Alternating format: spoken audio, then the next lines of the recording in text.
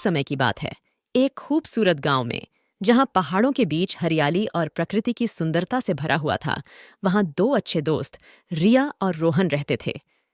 रिया एक साहसी लड़की थी, जबकि रोहन एक बहादुर लड़का था।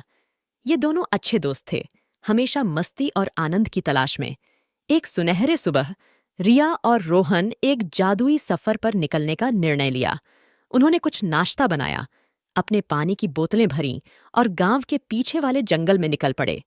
जब वे जंगल की गहराई में आगे बढ़े तो उन्हें पख्तों की हलचल और पास के नदी की मृदु गरगराहट की स्वागत की। उनकी पहली ठहराव एक विशाल झरने पर थी, जो पेड़ों के बीच छुपा हुआ था। रिया और रोहन उसकी सुंदरता में खड़े हो गए, उसके झरने और उसकी धुंध में बने इंद्रधनुष को देखकर। वे ठंडे पानी में छलांग लगाते हुए हंसते हंसते खेलते रहे, आसपास की प्राकृतिक जड़ों के साथ खेलते रहे। उनका अगला स्थान जंगल में एक रहस्यमय गुफा थी। उन्हें उसके अंधेरे मुख में आकर्षित होने की इच्छा हुई। जिज्ञासा से भरे भाव से वे गुफा की गहराई में निकले। अंदर उन्होंने दीवारों पर चमकदार क्रिस्टल पाया, जो रंगीन दिखाई देते थे। वे गुफा की प्राकृतिक अद्भुत विचारों के आश्चर्य में थे, जैसे कि वे किसी कहानी में पहुंच गए हों।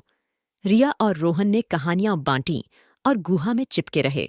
गुहा के गहराई में उन्होंने एक गुमशुदा लोमड़ी का परिवार पाया, जो एक संकीर्ण गलियारे में फंसे हुए थे। रिया और रोहन ने सहयोग किया, डरे हुए लोमड़ी को सुरक्षित स्थान पर पहुंचाया। उनकी धैर्य और संघर्ष के साथ वे लोमड़ी को अंधेरे गलियारों से बाहर लाए। आभारी लोमड़ी परिवार भाग गया, रिया और रोहन को सफलता और आनंद की भावना के साथ छोड़ गया। जब वे गुफा से बाहर आए तो रिया और रोहन का सुनहरे सूर्य की किरणों ने स्वागत किया। वे एक पत्थर के ऊपर बैठे जब सूर्यास्त होते समय आसमान को रंगीन दिखाई देने लगा। उस समय उन्होंने मिलकर समय बिताया।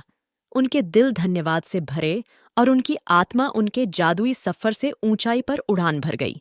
इसी तरह रिया और रोहन के जादुई सफर की कहानी उनके गांव में एक महत्वपूर्ण कथा बन गई, जो दोस्ती, साहस और प्राकृतिक जगत की अद्भुतता के संदेश से आगे बढ़ने को प्रेरित करती है।